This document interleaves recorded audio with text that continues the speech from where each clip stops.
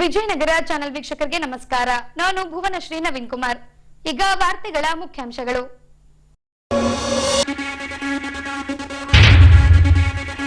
ಗಣಪತಿ ಬಪ್ಪ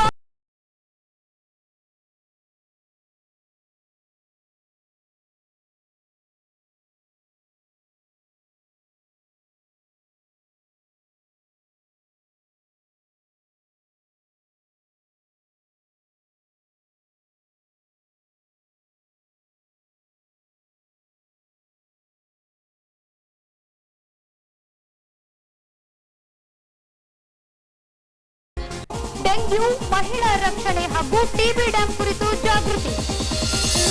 ಈಗ ವಾರ್ತೆಗಳ ವಿವರ. ನಗರದ ವಿವಿಧ ಭಾಗಗಳಲ್ಲಿ ಗಣೇಶ ಉತ್ಸವ ಆಚರಣಾ ಸಮಿತಿಯಿಂದ ವಿವಿಧ ಭಂಗಿಯ ಗಣೇಶನ ಮೂರ್ತಿಗಳನ್ನು ಪ್ರತಿಷ್ಠಾಪಿಸಿ ಪೂಜೆ ಸಲ್ಲಿಸಲಾಗುತ್ತಿದೆ. ಅದೇ ರೀತಿ ಕೆಲ ಸಮಿತಿಗಳಿಂದ ಅನ್ನ ಸಂತರ್ಪಣೆ ನಡೆಸಿ 3ನೇ ದಿನದಂದೇ ವಿಸರ್ಜನೆ ನಡೆಸಲಾಗಿದೆ. ಇನ್ನು ಕೆಲ ಮೂರ್ತಿಗಳನ್ನು 5ನೇ ದಿನದಂದು ವಿಸರ್ಜಿಸಲಾಗುತ್ತದೆ. ಈಗ ಯಾರ್ಯಾರು ಫ್ಯಾನ್ಸಿ ಡ್ರೆಸ್ ಹಾಕೊಂಡಿದ್ರಲ್ಲ ಅವರೆಲ್ಲರೂ ವೇದಿಕೆ ಮೇಲೆ ಬನ್ನಿ. ಎಲ್ಲರೂ ಸಾಲಾಗಿ ನಿಲ್ಲಿ.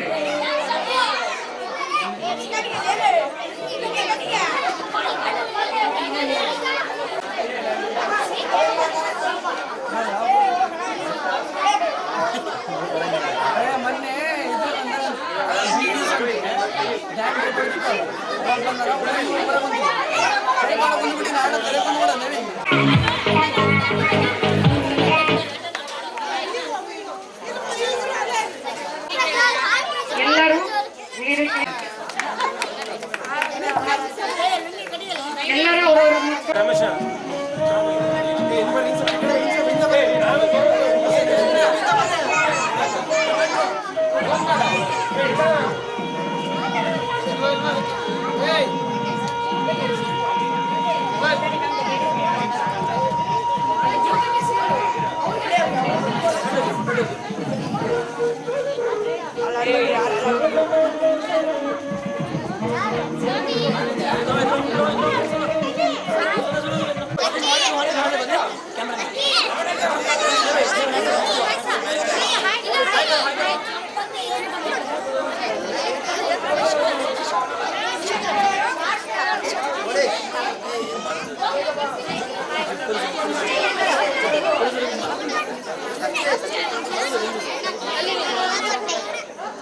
ಗಣಪತಿ ಬಪ್ಪ ಎಪಿ ನಗರ ಗಣಪತಿಗೆ, ಎಪಿ ನಗರ ಗಣಪತಿಗೆ ಜೈ ಗಣೇಶ್.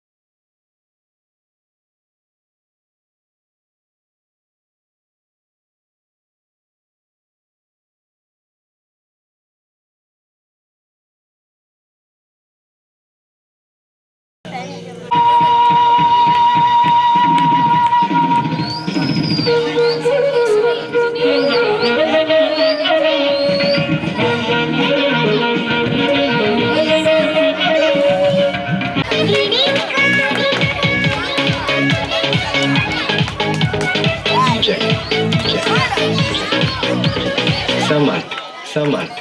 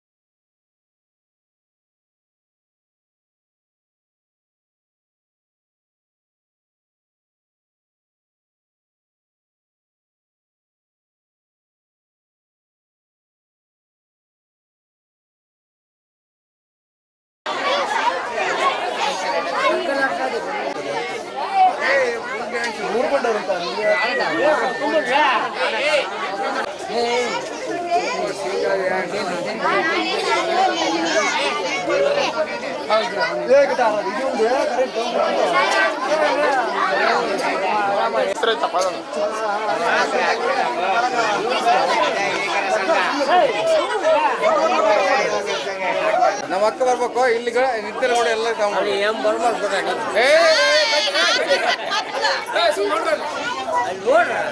ಸೈಲೆಂಟ್ ಸೈಲೆಂಟ್ ಸರ್ ಆದ್ಮೇಲೆ ಎಲ್ಲ ಹೊರಗಿನ ತಗೊಂಡ್ಬಿಟ್ರಿ ಸರ್ ನಾಳೆ ಪ್ರೈಸ್ ಬರೋದು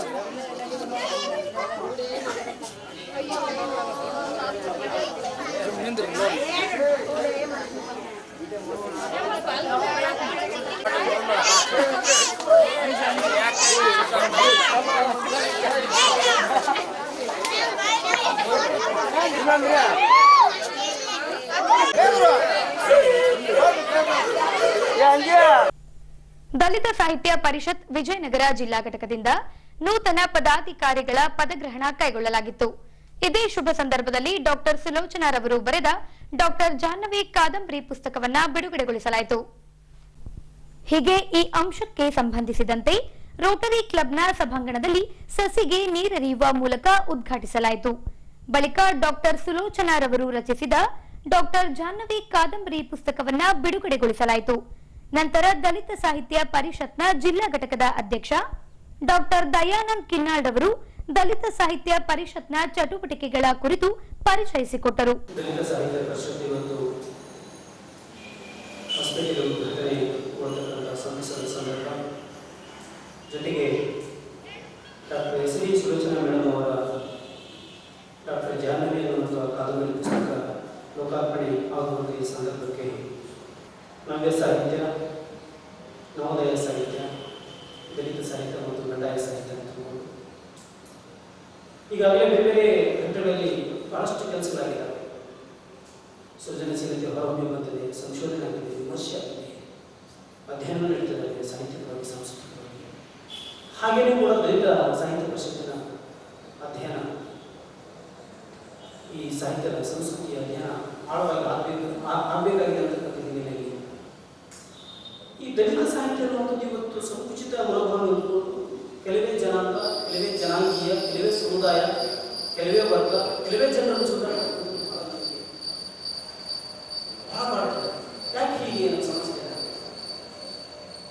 ದಲಿತರಂದ್ರೆ ಯಾರು? ದಲಿತರಂದ್ರೆ ಯಾರು? ಒಂದೇ ಜನಾಂಗ ಅಲ್ಲ, ಒಂದೇ ಸಮುದಾಯ ಅಲ್ಲ, ಒಂದೇ ವರ್ಗ ಅಲ್ಲ, ಒಂದೇ ಕುಲಗೋತ್ರ ಅಲ್ಲ. ನಾವು ಅಧ್ಯಯನ ಮಾಡಿದ ಪ್ರಕಾರ ಯಾರು ಶೋಷಣೆಗೊಳಗಾಗಿದ್ದಾರೋ, ಯಾರು ದಬ್ಬಾಳಿಕೆಗೊಳಗಾಗಿದ್ದಾರೋ, ಯಾರು ಆರ್ಥಿಕವಾಗಿ ಹಿಂದುಳಿದಾರೋ, ಸಾಮಾಜಿಕವಾಗಿ, ಆರ್ಥಿಕವಾಗಿ, ರಾಜಕೀಯವಾಗಿ ಯಾರು ಹಿಂದುಳಿದಾರೋ ಅವರೆಲ್ಲರೂ ದಲಿತರು. ಅವರೆಲ್ಲರೂ ದಲಿತರು. ನಾವು ಒಂದಿಲ್ಲ ಒಂದು ಘಟ್ಟದಲ್ಲಿ ಶೋಷಣೆ ಅನುಭವಿಸಿದ್ದೀವಿ, ನೋವು ಅನುಭವಿಸಿದ್ದೀವಿ, ಕಷ್ಟ ಅನುಭವಿಸಿದ್ದೀವಿ. ಅವರೆಲ್ಲರೂ ದಲಿತರು ಅಂತಕ್ಕಂಥ ಹಿನ್ನೆಲೆಯಲ್ಲಿ ನಾವು ಚಿಂತನೆ ಮಾಡುವಂಥ ಅವಶ್ಯಕತೆ ಇದೆ ಅಂತ ಭಾವಿಸಿಕೊಂಡು ನಮ್ಮ ಜಿಲ್ಲಾ ಘಟಕ ಈ ಸಾಮಾನ್ಯವಾಗಿ ದಲಿತ ಚಳವಳಿ, ದಲಿತ ಹೋರಾಟ 70ರ ದಶಕದಲ್ಲಿ ನಾವೆಲ್ಲ ನೋಡಿದ್ದು ಕಂಡುಕೊಳ್ಳೋದು. 1994ರಲ್ಲಿ ದಲಿತ ಸಾಹಿತ್ಯ ಪರಿಷತ್ತು ಸ್ಥಾಪನೆ ಮಾಡಬೇಕು ಅಂತಕ್ಕಂಥ ಒಂದು ವಿಚಾರ ತಲೆಯೊಳಗೆ ಬರ್ತದೆ. ಡಾಕ್ಟರ್ ಅರ್ಜುನ್ ಗೋಸಿಂಗಿ ಅವತ್ತು ಅದನ್ನು ಸ್ಥಾಪನೆ ಮಾಡ್ತಾರೆ. 1997ರಲ್ಲಿ ಡಾಕ್ಟರ್ ಧುನಿ ಬೆಳಗಲಿ, ಡಾಕ್ಟರ್ ಪುರುಷೋತ್ತಮ ಬೆಳಗಲಿ ಅವರು ಅದನ್ನು ಉದ್ಘಾಟಿಸ್ತಾರೆ. 2001ರಲ್ಲಿ ಅದಕ್ಕೆ ನೋಂದಣಿ ಮಾಡ್ತಾರೆ ವಿಶೇಷ. ಅವತ್ತಿನಿಂದ ಇವತ್ತಿನವರೆಗೂ ರಾಜ್ಯದ ಎಲ್ಲ ಜಿಲ್ಲೆಗಳಲ್ಲಿ 30 ಘಟಕಗಳನ್ನು ತೆರೆಯಲಾಗಿದೆ. ಸುಮಾರು 70ರಿಂದ 75 ಬಹಳ ಅಮೂಲ್ಯವಾಗಿರ್ತಕ್ಕಂಥ ಕೃತಿಗಳನ್ನು ಈ ದಲಿತ ಸಾಹಿತ್ಯ ಪರಿಷತ್ತಿನ ಹೊರಹೊಮ್ಮಿ ಬಂದಿದೆ ಅಂತಕ್ಕಂಥ ಹೆಮ್ಮೆಯ ಸಂಗತಿ. ದಲಿತ ಸಾಹಿತ್ಯ ಪರಿಷತ್ತು ಸಾಹಿತ್ಯದ ಅಧ್ಯಯನ, ಸಂಸ್ಕೃತಿಯ ಅಧ್ಯಯನ ಆಳವಾಗಿ ನಡೀಬೇಕು ಅಂತಕ್ಕಂಥ ಇದೆಲ್ಲರಿಗೆ ಉಂಟಾಗಿರ್ತಕ್ಕಂಥದ್ದು ಬಹಳ ಸಂತೋಷದ ಸಂದರ್ಭ. ಈಗಾಗಲೇ ದಶಮಾನೋತ್ಸವ ಆಚರಣೆ ಮಾಡಿಕೊಂಡು 10ನೇ ಸಾಹಿತ್ಯ ಸಮ್ಮೇಳನ ಕೂಡ ಆಚರಣೆ ಮಾಡಿಕೊಂಡು ಬಿಜಾಪುರದಲ್ಲಿ ಈಗ 11ನೇ ಸಾಹಿತ್ಯ ಸಮ್ಮೇಳನದ ರಾಜ್ಯದಲ್ಲಿ ಮಾಡಬೇಕು ಅಂತಕ್ಕಂಥ ಸಲಗರದಲ್ಲಿದ್ದಾರೆ ನಮ್ಮ ರಾಜ್ಯದ ಅಧ್ಯಕ್ಷರು. ಈಗಾಗಲೇ 2 ಅಖಿಲ ಭಾರತ ಕನ್ನಡ ಸಾಹಿತ್ಯ ಸಮ್ಮೇಳನ ನಡೆದಿದೆ, ದಲಿತ ಸಾಹಿತ್ಯ ಪರಿಷತ್ತಿನ ಸಮ್ಮೇಳನ ನಡೆದಿದೆ. 8 ಕರ್ನಾಟಕ ದಲಿತ ಸಾಹಿತ್ಯ ಪರಿಷತ್ತಿನ ಸಮ್ಮೇಳನ ನಡೆದಿದ್ದಾವೆ. ಈ ನಿಟ್ಟಿನಲ್ಲಿ ಅದ್ಭುತವಾಗಿರ್ತಕ್ಕಂಥ ಹೆಜ್ಜೆ ಇಟ್ಟತಕ್ಕಂಥದ್ದು ಹಿಂದೆ ಸಮಿತಿ. ಹಾಗೆಯೇ ವಿಜಯನಗರ ಜಿಲ್ಲೆಯಲ್ಲಿ ಈ ದಲಿತ ಸಾಹಿತ್ಯ ಪರಿಷತ್ ಅಂತಕ್ಕಂಥದ್ದು ಉತ್ತಮವಾಗಿರ್ತಕ್ಕಂಥ ಕಾರ್ಯವನ್ನು ನಾವೆಲ್ಲರೂ ಸೇರ್ಕೊಂಡು ಮಾಡೋದಂತೀವಿ. ಇದನ್ನು ಬೆಳೆಸ್ಕೊಂಡು ಹೋಗೋಣ ಅಂತಕ್ಕಂಥ ದಿಸೆಯಲ್ಲಿ ನಾನು ಅಂದ್ಕೊಂಡಿದ್ದೇನೆ. ತಾವೆಲ್ಲರೂ ನನಗೆ ಕೈ ಜೋಡಿಸ್ತೇನೆ. ನಂತರ ಹಂಪಿ ಕನ್ನಡ ವಿಶ್ವವಿದ್ಯಾಲಯದ ಹಿರಿಯ ಪ್ರಾಧ್ಯಾಪಕರಾದ ಡಾಕ್ಟರ್ ಎನ್ ಚಿನ್ನಸ್ವಾಮಿ ಸೋಸತಿರವರು ಮಾತನಾಡಿ, ಅಸ್ಪೃಶ್ಯತೆ ನಿವಾರಣೆಗೆ ದಲಿತ ಸಾಹಿತ್ಯ ಪರಿಷತ್ನಿಂದ ಸಾಕಷ್ಟು ಜಾಗೃತಿ ಮೂಡಿಸುವ ಕೆಲಸ ಆಗಬೇಕಿದೆ ಎಂದರು. ಕೃಷಿ ಆಚರಣೆಗಳು ಮತ್ತು ಕುಡಿತ ಈ ತರದ ಅಮಾನವೀಯ ಪದ್ಧತಿಗಳಿಗೆ ಸಂವಿಧಾನಾತ್ಮಕವಾಗಿ ಮಾನವೀಯ ಅಂಶಗಳನ್ನ ಹೇಳುವಂತ ಕೆಲಸವನ್ನು ನಾವು ಮಾಡ್ತೀವಿ. ಸಾಹಿತ್ಯವನ್ನ ಬರೆದು ಅದನ್ನ ಓದ ಗೊತ್ತಿರೋರು ಪ್ರಯತ್ನ ಇಲ್ಲ, ಅವರು ಕೊಡಬೇಕಂತ ಈ ಅಂಶಗಳಂತ ನಾನು ಹೆಮ್ಮೆಯಿಂದ ಹೇಳ್ತೀನಿ. ಇದನ್ನ ಈ ಘಟನೆ ಆದ ನಂತರ ಹಲವಾರು ಜನ ಪರಿವರ್ತನೆ ಆಗಿದ್ದಾರೆ. ದಲಿತ ಸಾಹಿತ್ಯ ಪರಿಷತ್ ಇದು ಒಂದು ಭಾಗ. ಇದು ನಮ್ಮ ನೆನಪುಗಳು. ಆಗ ಇದೇ ವೇದಿಕೆಯಲ್ಲಿ ಹೇಗೆ ನೆನಪು ಸ್ಮೃತಿಗೆರು ಆಡುವ ಮಾತು, ಇವತ್ತು ಆಗಿರುವಂತಹ ಬಳ್ಳಿ ಹೇಗೆ ಮುಂದುವರಿಬೇಕು, ಹೇಗೆ ಬೆಳ್ಕೊಂಡು ಹೋಗ್ಬೇಕು ಅಂತ ಅಂಶಗಳನ್ನ ಅವತ್ತು ಇಲ್ಲಿ ಹೇಳಿದ್ರು. 94ರಲ್ಲಿ ಆರಂಭಗೊಂಡಂತಹ ದಲಿತ ಸಾಹಿತ್ಯ ಪರಿಷತ್ತು ಇವರು ಅಖಿಲ ಭಾರತ ಮಟ್ಟದ 10 ಸಾಹಿತ್ಯ ಸಮ್ಮೇಳನ ಮಾಡಿದೆ. ಹಾಗಾಗಿ ನಾವು ದಲಿತ ಸಾಹಿತ್ಯ ಪರಿಷತ್ತನ್ನ ಕಟ್ಟುವ, ಬೆಳೆಸುವ ಮತ್ತು ಮುಂದಿನ ಜನಕ್ಕೆ ಕೊಂಡೊಯ್ಯುವ ಕೆಲಸವನ್ನ ನಿರಂತರ ಮಾಡಿದ್ದೀವಿ, ಮಾಡಬೇಕಾಗಿದೆ, ಮಾಡ್ತಾ ಇರಬೇಕಾಗಿದೆ. ಅಸ್ಪೃಶ್ಯತೆ ಎನ್ನುವುದು ಹೇಗಿದೆ ಅಂತಂದ್ರೆ, ಅಸ್ಪೃಶ್ಯತೆ ಒಳಗೆ ಇರುವಂತಹ ಅಸ್ಪೃಶ್ಯತೆ ಈ ದಲಿತ ಸಾಹಿತ್ಯ ಸಮ್ಮೇಳನ ನಿಯಂತ್ರಣ ಮಾಡ್ತಾ ಇರ್ತವೆ. ಆ ಅಂಶಗಳನ್ನು ನಾವು ಸೂಕ್ಷ್ಮ ಬೇಯಿಸಬೇಕಾಗುತ್ತೆ, ಮುನ್ನುಗ್ಗಬೇಕಾಗಿದೆ. ಇದು ಸವಾಲು ಅನ್ಕೊಳ್ಳಲ್ಲ, ಇದರ ಪ್ರೀತಿಯ ಒಡತಗಳನ್ನು ನಾವು ಮುನ್ನುಗ್ಗಬೇಕಾಗಿದೆ ಅಂತ ನಾನು ಅಂದ್ಕೊಳ್ತೀನಿ. ಇವತ್ತು ದಲಿತ ಸಾಹಿತ್ಯ ಅನ್ನೋ ಸಂದರ್ಭ ಬಂದಾಗ 2 ಅಂಶಗಳನ್ನು ನಾವು ನಮ್ಮ ಮುಂದೆ ಇಟ್ಕೋಬೇಕು. ಸಿದ್ಧಲಿಂಗಯ್ಯನವರ ಹೊಲಮಾಲಿಗರ ಹಾಡು ಪ್ರಕಟಗೊಂಡು ಇವತ್ತಿಗೆ 50 ವರ್ಷಗಳು. ಕರ್ನಾಟಕದಲ್ಲಿ ದಲಿತ ಚಳವಳಿ ಉಗಮವಾಗಿ ಇವತ್ತಿಗೆ 50 ವರ್ಷಗಳು. ದಲಿತ ಸಾಹಿತ್ಯ ಹುಟ್ಟುಕೊಂಡು ಯಾಕೆ ಹುಟ್ಟುಕೊಳ್ತು, ದಲಿತ ಚಳವಳಿ ಹುಟ್ಟುಕೊಂಡು ಯಾಕೆ ಹುಟ್ಟುಕೊಳ್ತು, ಈ ಪ್ರಶ್ನೆಗಳಿಗೆ ನಾವು ಉತ್ತರ ಹುಡುಕಿದಾಗ ನಮ್ಮ ಭಾರತ ಮತ್ತು ಭಾರತೀಯತೆ ಅರ್ಥ ಆಗ್ತದೆ. ಭಾರತ ಮತ್ತು ಭಾರತೀಯತೆಯನ್ನ ಒಳಾಂಗಣದಿಂದ ನೋಡದೆ, ಅಂಬೇಡ್ಕರ್ ರೂಪಿತ ನವ ಚಾರಿತ್ರಿಕ ಅಂಶಗಳನ್ನು ನಾನು ಗ್ರಹಿಸಿಕೊಳ್ಳದೆ, ನಾನು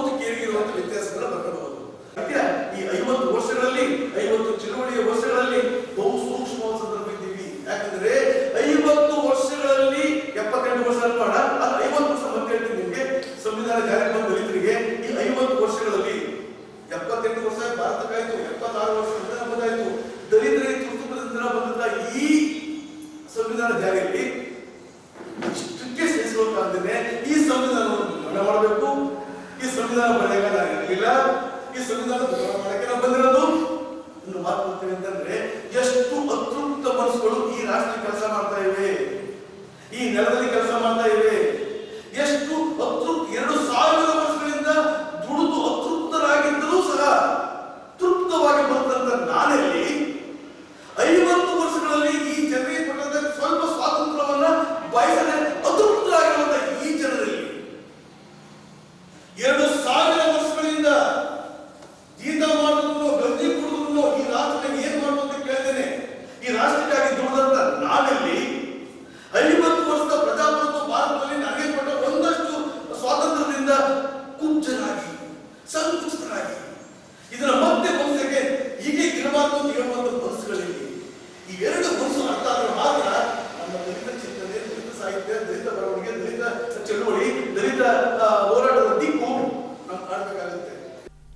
ಹೊಸಪೇಟೆ ಯುವ ಬ್ರಿಗೇಡ್ನಿಂದ ಪ್ರೌಢಶಾಲಾ ಮಕ್ಕಳಿಗಾಗಿ ವಿಜ್ಞಾನ ಹಾಗೂ ಗಣಿತ ವಿಷಯಕ್ಕೆ ಸಂಬಂಧಿಸಿದ ವಸ್ತು ಪ್ರದರ್ಶನದ ಪಾಕ್ಷಿಕವನ್ನ ಕೈಗೊಳ್ಳಲಾಗಿತ್ತು.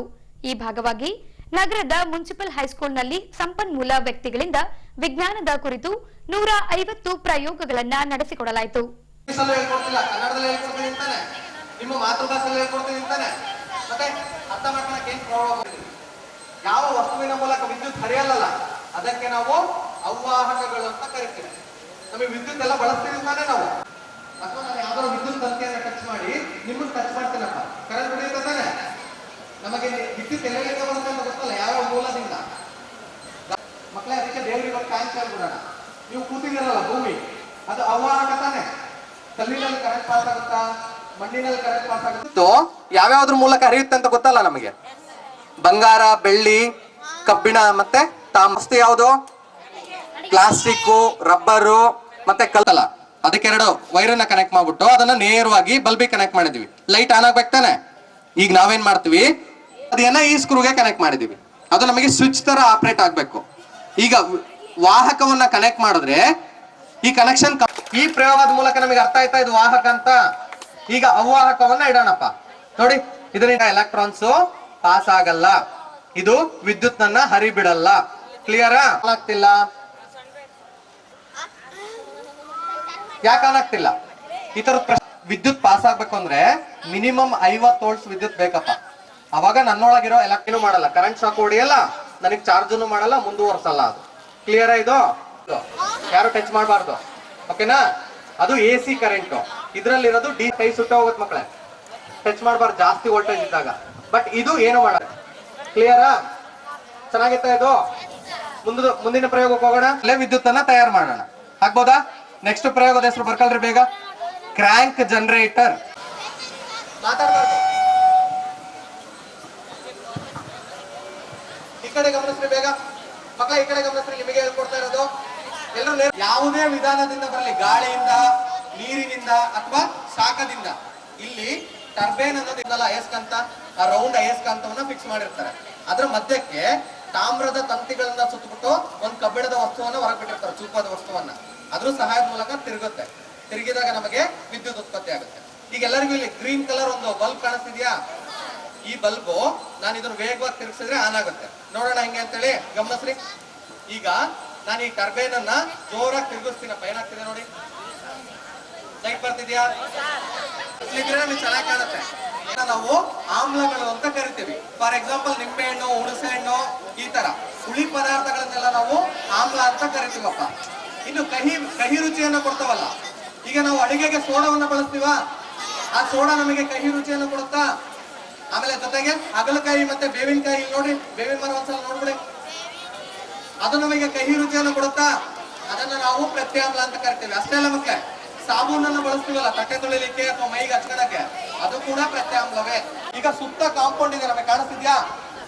ಕಾಂಪೌಂಡಿನ ಆಚೆಗೆ ಏನಾಗುತ್ತೆ ಅಂತ ನೋಡ್ಬೇಕಾದ್ರೆ ನಾವು ಇದೇ ಪ್ರಯೋಗವನ್ನ ಬಳಸ್ಬೇಕು. ಈಗ ನಮಗಿಂತ ಎತ್ತರದಲ್ಲಿ ಇದೆಯಪ್ಪ ಕಾಂಪೌಂಡ್, ನಾವು ಆ ಕಡೆ ಏನಾಗ್ತಿದೆ ಅಂತ ನೋಡ್ಬೇಕಂದ್ರೆ ಏನ್ ಮಾಡ್ತೀವಿ? ಒಂದು ಜಂಪ್ ಮಾಡ್ಬೇಕು, ಇಲ್ಲ ಗೇಟ್ ಓಪನ್ ಮಾಡ್ಕೊಂಡು ಆ ಕಡೆ ಹೋಗಿ ನೋಡ್ಬೇಕು, ಅದು ತಾನೆ. ಆದ್ರೆ ಬೇಡ, ಇದ್ರ ಸಹಾಯದ ಮೂಲಕ ನಾವು ಇದನ್ನ ನೇರವಾಗಿ ಈ ರೀತಿ ನೋಡಿದ್ರೆ, ಕಾಂಪೌಂಡಿನ ಮೇಲೆ ಇಟ್ಟುಬಿಟ್ಟು ಈ ರೀತಿ ನೋಡಿದ್ರೆ ಕಾಂಪೌಂಡಿನ ಆಚೆ ಏನಾಗ್ತಿದೆ ಅಂತ ಇದ್ರಲ್ಲಿ ಕಾಣುತ್ತೆ. ನೇರ ನೋಟ ಸಾಧ್ಯವಿಲ್ಲದ ಸಂದರ್ಭದಲ್ಲಿ ಇದನ್ನ ಬಳಸ್ತಾರೆ.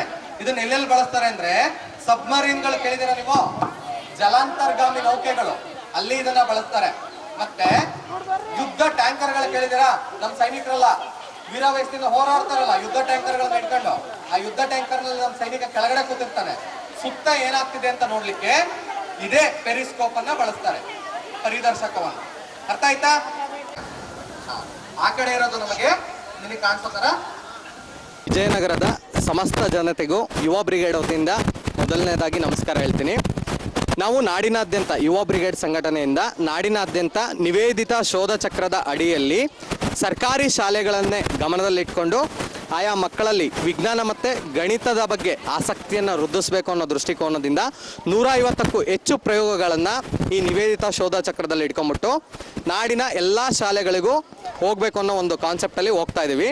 ಎಷ್ಟು ಸಾಧ್ಯನೋ ಅಷ್ಟು ಮಕ್ಕಳುಗಳನ್ನ ನಾವು ರೀಚ್ ಮಾಡ್ತಾ ವಿಜ್ಞಾನವನ್ನು ಅತ್ಯಂತ ಸರಳವಾಗಿ ಸ್ಪಷ್ಟ ಕನ್ನಡದಲ್ಲೇ ಹೇಳಿಕೊಡುವ ಪ್ರಯತ್ನವನ್ನು ಮುಂದುವರಿಸಿದ್ದೀವಿ. ಈಗಾಗಲೇ 104 ಶಾಲೆಗಳು ಕಂಪ್ಲೀಟ್ ಆಗಿದೆ. ದಾವಣಗೆರೆ, ಬಳ್ಳಾರಿ ಮತ್ತು ಕೊಪ್ಪಳ ಮತ್ತು ವಿಜಯನಗರ ಸೇರಿದಂತೆ 104 ಶಾಲೆಗಳಲ್ಲಿ ಈ ಕಾರ್ಯಕ್ರಮ ಅತ್ಯಂತ ಯಶಸ್ವಿಯಾಗಿದೆ. ಮತ್ತು ಶಿಕ್ಷಕರಿಂದ ಕೂಡ ಅಭೂತಪೂರ್ವವಾದ ಫೀಡ್ಬ್ಯಾಕ್ ನಮಗೆ ಸಿಗ್ತಾ ಇದೆ. ಅವ್ರ ಅನಿಸಿಕೆ ಭಾಳ ಮಹತ್ವದ್ದು ನಮಗೆ. ಯಾಕಂದರೆ ನಾವು ಎಷ್ಟರ ಮಟ್ಟಿಗೆ ಮಕ್ಕಳನ್ನು ರೀಚ್ ಮಾಡ್ತೀವಿ ಅಂತ ಗೊತ್ತಾಗಿರಲ್ಲ. ವಿದ್ಯಾರ್ಥಿಗಳು ಕೂಡ ನಾವು ತೋರಿಸಿರೋ ಪ್ರಯೋಗಗಳನ್ನು ಮನದಟ್ಟು ಮಾಡ್ಕೊಂಡು ಅರ್ಥ ಮಾಡ್ಕೊಂಡು ಅವನ್ನ ಸ್ವತಃ ಅವರೇ ತಯಾರು ಮಾಡೋ ಅಷ್ಟು ಮಟ್ಟಕ್ಕೆ ಅವರು ಬೆಳೆದಿದ್ದಾರೆ. ನಿಜವಾಗ್ಲೂ ಇದು ಖುಷಿ ತರುವಂಥ ಸಂಗತಿ. ಒಟ್ಟಾರೆ ನಮ್ಮ ಕಾರ್ಯಕ್ರಮ ಯಶಸ್ವಿಯಾಗಿದೆ. ನಿಮ್ಮ ಈ ಮಾಧ್ಯಮದವ್ರಿಗೆ ನಾವು ಕೇಳ್ಕೊಳ್ಳೋದಿಷ್ಟೇ, ಈ ರೀತಿಯ ಒಳ್ಳೊಳ್ಳೆ ವಿಚಾರಗಳನ್ನು ಆದಷ್ಟು ಜನಗಳ ಮನ ಮುಟ್ಟಿಸ್ಬೇಕು ಅಂತೇಳಿ ನಾನು ಈ ಮೂಲಕ ಕೇಳ್ಕೊತೀನಿ. ಮತ್ತು ಇದೇ ವಾಹನದಲ್ಲಿ LED ಮೂಲಕ ನಾವು ಪ್ಲಾಸ್ಟಿಕ್ ಅವೇರ್ನೆಸ್ ಬಗ್ಗೆ ಒಂದು 6 ನಿಮಿಷದ ವಿಡಿಯೋಗಳನ್ನು ತೋರಿಸ್ತಾ ಹೋಗ್ತಾ ಇದ್ದೀವಿ. ಅದರಲ್ಲಿ ಪ್ಲಾಸ್ಟಿಕ್ನ ಕ್ರಮೇಣವಾಗಿ ನಾವು ಹೆಂಗೆ ಕಡಿಮೆ ಮಾಡಬೇಕು ಅನ್ನೋದ್ರ ಬಗ್ಗೆ ಸಂಪೂರ್ಣ ಮಾಹಿತಿ ಇದೆ. ನೀವು ಕೂಡ ಮಾಧ್ಯಮದವರು ಈ ಕಡೆ ಗಮನ ಹರಿಸಿ ಸ್ವಲ್ಪ ಈ ಮಕ್ಕಳಲ್ಲಿ ವಿಜ್ಞಾನ ಮತ್ತು ಗಣಿತಕ್ಕೆ ಸಂಬಂಧಪಟ್ಟ ಆಸಕ್ತಿ ವೃದ್ಧಿಸೋದಕ್ಕೆ ನಿಮ್ಮ ಸಹಕಾರ ಬೆಂಬಲನೂ ಬೇಕು ಅಂತೇಳಿ ಈ ನಿಟ್ಟಿನಲ್ಲಿ ಕೇಳ್ಕೊಂಡು ನನ್ನ ಮಾತುಗಳನ್ನು ಮುಗಿಸ್ತೀನಿ. ಧನ್ಯವಾದಗಳು. ನನ್ನ ಹೆಸರು ಗಜೇಂದ್ರ, ಯುವ ಬ್ರಿಗೇಡ್ನ ಕಾರ್ಯಕರ್ತ, ನಂದು ದಾವಣಗೆರೆ. ಹೊಸಪೇಟೆ ನಗರದ ವಿವಿಧ ಏರಿಯಾಗಳಲ್ಲಿ ಡೆಂಗ್ಯೂ ಹರಡುವಿಕೆ ಹಾಗೂ ವಹಿಸಬೇಕಾದ ಅಗತ್ಯ ಕ್ರಮಗಳು ಮತ್ತು ಮಹಿಳೆಯರ ರಕ್ಷಣೆ ಸೇರಿದಂತೆ ರೈತರ ಜೀವನಾಡಿ ತುಂಗಭದ್ರಾ ಜಲಾಶಯದ ಕುರಿತು ಧ್ವನಿ ಮತ್ತು ಬೆಳಕಿನ ಮೂಲಕ ಜನರಲ್ಲಿ ಜಾಗೃತಿ ಮೂಡಿಸಲಾಗಿದೆ. ಡೆಂಗ್ಯೂ ಅಂದರೆ ಒಂದು ಸೊಳ್ಳೆಯಿಂದ ಹರಡುವ ಒಂದು ರೋಗ ಅಥವಾ ವೈರಸ್. ಇತ್ತೀಚಿನ ದಿನಗಳಲ್ಲಿ ಬಹಳಷ್ಟು ಕೇಳಿರುತ್ತೀರ. ಡೆಂಗ್ಯೂ ಇದು ವೈರಾಣುವಿನಿಂದ ಉಂಟಾಗುವ ಮತ್ತು ಸೊಳ್ಳೆಗಳಿಂದ ಹರಡುವ ಒಂದು ರೋಗ. ಇದರ ಲಕ್ಷಣಗಳು ಏನೆಂದರೆ ಸಾಮಾನ್ಯವಾಗಿ ಸೋಂಕು ಆದ ನಂತರ 3 ದಿನದಿಂದ 14 ದಿನಗಳಲ್ಲಿ ಪ್ರಾರಂಭವಾಗುತ್ತದೆ. ಮೊದಲೇ ಈ ರೋಗದ ಲಕ್ಷಣಗಳು ಏನೆಂದರೆ ಹೆಚ್ಚಿನ ಜ್ವರ, ತಲೆನೋವು, ವಾಂತಿ, ಕೀಲು ನೋವು ಮತ್ತು ಚರ್ಮದ ತುರಿಕೆ, ಚರ್ಮದ ದದ್ದುಗಳು ಒಳಗೊಂಡಿರಬಹುದು. ಡೆಂಗ್ಯೂ ಹಲವಾರು ಜಾತಿಯ ಹೆಣ್ಣು ಸೊಳ್ಳೆಗಳಿಂದ ಹರಡುತ್ತದೆ. ಮುಖ್ಯವಾಗಿ ಈಡಿಸ್ ಈಜಿಪ್ಟಿ ಸೊಳ್ಳೆಗಳಿಂದ ಹರಡುವುದು. ಈ ಹೆಣ್ಣು ಸೊಳ್ಳೆಗಳು ಲಾರ್ವಾ ಎಂಬ ಕೀಟಗಳಿಂದ ಹರಡುತ್ತದೆ. ಹೇಗೆ ಎಂದರೆ ಈ ಹೆಣ್ಣು ಸೊಳ್ಳೆಗಳು ತಮ್ಮ ಮೊಟ್ಟೆಗಳನ್ನು ನೀರಿನಲ್ಲಿ ಇಟ್ಟು ಆ ಮೊಟ್ಟೆಯು ಲಾರ್ವಾ ಎಂಬ ಕೀಟದ ಮೂಲಕ ಸೊಳ್ಳೆಗಳಾಗಿ ಪರಿವರ್ತನೆಗೊಳ್ಳುತ್ತವೆ. ಡೆಂಗ್ಯೂ ರೋಗವನ್ನು ತಡೆಯಲು ನಾವು ಏನು ಮಾಡಬಹುದು? ನೀವು ನಿಂತ ನೀರು, ಪಾಟನಲ್ಲಿರುವ ನೀರು, ಡೊಮ್ಮನಲ್ಲಿ ತುಂಬಿರುವ ನೀರನ್ನು ಸ್ವಚ್ಛವಾಗಿ ಪ್ರತಿದಿನ ಶುದ್ಧವಾಗಿ ಇಟ್ಟುಕೊಳ್ಳುವುದರಿಂದ ಸೊಳ್ಳೆಗಳು ಹರಡುವುದನ್ನು ಕಡಿಮೆ ಮಾಡಬಹುದು ಮತ್ತು ಡೆಂಗ್ಯೂ ರೋಗದ ನಿಯಂತ್ರಣವನ್ನು ತಡೆಯಬಹುದು. ಹಾಗೆಯೇ ನೀವು ನಿಮ್ಮ ಕುಟುಂಬದ ಜೊತೆ ಸಂತೋಷದಿಂದ ಇರಬಹುದು. ಸಾರ್ವಜನಿಕರು ನಿಮ್ಮ ಸಹಕಾರದಿಂದ ಡೆಂಗ್ಯೂ ನಿಯಂತ್ರಣ ಸಾಧ್ಯತೆ. ಧನ್ಯವಾದಗಳು.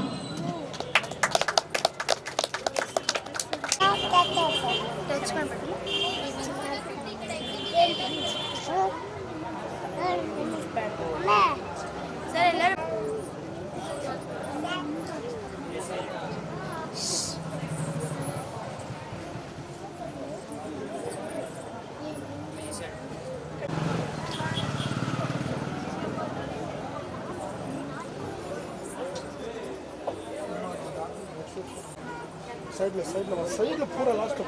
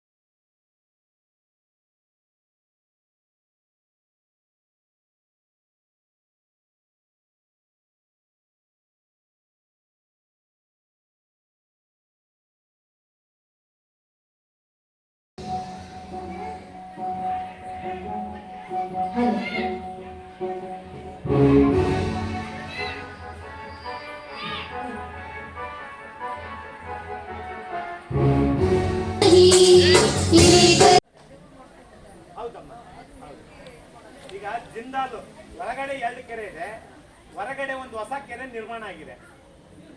ಅದು ರೈತರ ಭೂಮಿನೇ. ರೈತರಿಗೆ ಪರಿಹಾರ ಕೊಟ್ಟು ಸರ್ಕಾರ ಜಮೀನನ್ನ ತಗೊಂಡ್ರೆ ಬಹುತೇಕ ಕೆರೆ ಅಂತಿದ್ದಾಗ ರೈತರ ಜಮೀನು ಆಗ್ಲಿಕ್ಕಿಲ್ಲ. ಅದು ಮಾಡ್ಕೊಂಡಿದ್ದಾರೆ. ಬಟ್ ಸರ್ಕಾರ ಅಂತ ಕೆರೆಯಲ್ಲಿರ್ತಕ್ಕಂಥ ಭೂಮಿಗಳಿಗೆ ಪರಿಹಾರ ಕೊಟ್ಟು ಅದನ್ನ ಸರ್ಕಾರ ಕೆರೆಯಾಗಿ ಅಭಿವೃದ್ಧಿ ಮಾಡಿದ್ರೆ ಸಾವಿರಾರು ರೈತರಿಗೆ ಅನುಕೂಲ ಆಗುತ್ತಲ್ಲ. ಅಲ್ಲಿ 100 ಜನ ರೈತರು ಇರ್ಬೋದು, ಆದ್ರೆ ಹೊಸಪೇಟೆ ಮತ್ತು ಕಂಪ್ಲಿಯಲ್ಲಿರ್ತಕ್ಕಂಥ ಸಾವಿರಾರು ಜನರಿಗೆ ರೈತರಿಗೆ ಅನುಕೂಲ ಆಗುತ್ತೆ ಅಂತೇಳಿ ಒಂದು ಅಭಿಪ್ರಾಯ. ಸರ್ಕಾರ ಕೊಡುತ್ತೆ ನೋಡ್ರಿ. ಈಗ ಹೊಸಪೇಟೆಯಲ್ಲಿ 24x7 ಅಂತೇಳಿ ಒಂದು ಪೈಪ್ ಲೈನ್ ಹಾಕ್ಯಂತ ಬಂದಿದಾರಲ್ಲ, ಅದಕ್ಕೆ ಈಗಾಗಲೇ ಶೇಖರಣೆ ಮಾಡ್ಬೋದು. ಎಲ್ಲ ಪೈಪ್ ಲೈನ್ ಮುಂದೆ ಉಪಯೋಗ ಆಗುತ್ತೆ. ಆದ್ರೆ ಈಗ ಡೆವಲಪ್ಮೆಂಟ್ ಮಾಡೋದ್ರಿಂದ ಹೊಸದಾಗಿ ಕಾಲುವೆ ಹೋಗಬೇಕಂತ ಗೊತ್ತಿಲ್ಲ. ಈಗ ರಾಯಕೆರೆ ಮಳೆ ಬಂದ್ರೆ ನಮ್ಮ ಕೆನಾಲಿಗೆ ಈಗ ಕೆಂಪು ನೀರು ಬರ್ತಾವ. ಅವು ಎಲ್ಲಿಯೂ ನೀರು ಅಂದ್ರೆ ರಾಯಕೆರೆ ನೀರು. ತಿರುಗು ಗಣೇಶ ಚತುರ್ಥಿಯ ಶುಭಾಶಯಗಳನ್ನ ಚಿತ್ತವಾಡಿಗೆಯ ಬಾಲಗಜನ ಯುವಕರ ಸಂಘದ ವತಿಯಿಂದ ಎಲ್ಲರಿಗೂ ಶುಭಾಶಯಗಳನ್ನು ಕೊಡ್ತಾ ಇದ್ದೀವಿ. ಈಗ ಕೊನೆಯಲ್ಲಿ ಮತ್ತೊಮ್ಮೆ ವಾರ್ತೆಗಳ ಮುಖ್ಯಾಂಶಗಳು.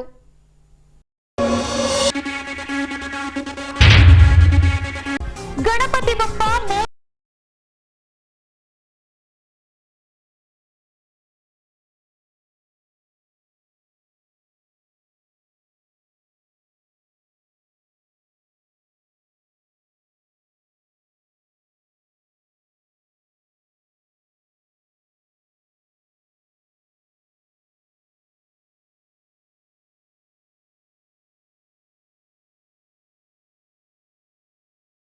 ಡೆಂಗ್ಯೂ, ಮಹಿಳಾ ರಕ್ಷಣೆ ಹಾಗೂ ಟಿಬಿ ಡ್ಯಾಂ ಕುರಿತು ಜಾಗೃತಿ.